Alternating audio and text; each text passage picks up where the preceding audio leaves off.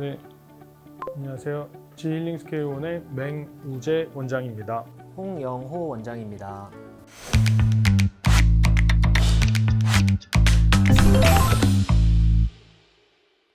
초음파 시술 전 어떤 부분을 확인하는지.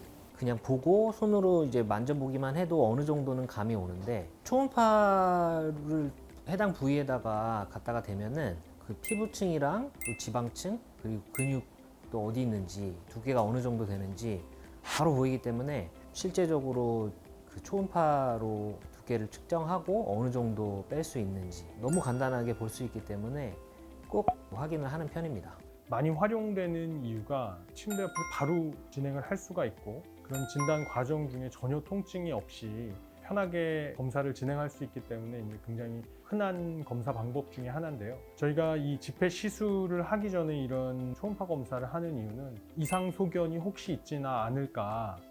예를 들어서 뭐 그 자리에 있지 말아야 될 어떤 뭔가가 그 조직 안에 있지 않을까, 이런 걸 체크하기 위한 것도 이제 첫 번째 있고요. 이제 두 번째는 이제 실제로 우리가 시술하려는 면적 곱하기 두께를 계산하면 대략의 이제 우리가 뺄 수 있는 그런 용량을 이제 추측해 볼 수 있거든요. 그래서 저희가 이제 치료를 계획할 때 굉장히 유용한 수단으로 저희가 활용을 할 수가 있습니다.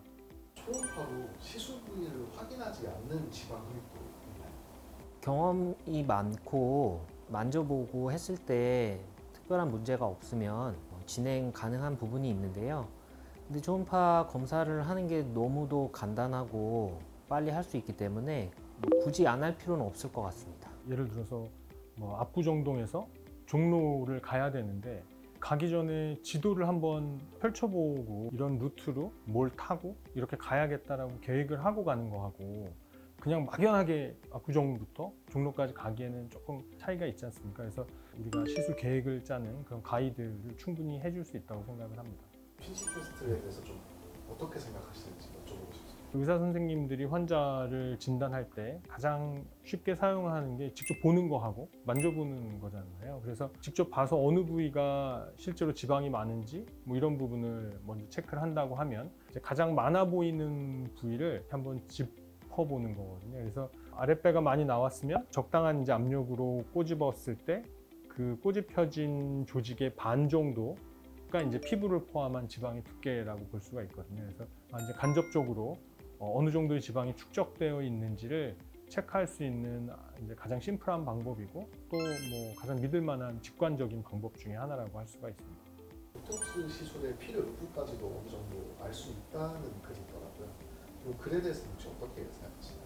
해당 부위가 어디냐에 따라서 다를 것 같습니다. 왜냐하면 종아리라든지 얼굴 부위의 뭐 이중턱이나 뭐 이런 부위를 보면서 뭐 이렇게 사각턱의 어떤 근육의 발달 정도라든지 종아리 근육의 발달 정도는 초음파로 확인이 가능합니다. 종아리가 두꺼워서 내원한 환자였는데 이제 보니까 지방보다는 근육이 발달한 케이스이기 때문에 환자분 같은 경우는 지방 흡입이나 이런 추출 주사보다는 보톡스 치료를 하는 게 좋겠습니다라고 이제 권해줄 수는 있을 것 같거든요. 제 생각은 그렇습니다. 초음파로 근육층도 확인이 가능하니까 그 부분일 때에 보톡스 시술이 필요한지 여부를 판단해 볼 수도 있을 것 같습니다. 요즘 날씨가 많이 더운 것 같습니다. 그래서 점점 더 짧은 옷, 노출이 되는 옷을 많이 이제 입게 되시는데요.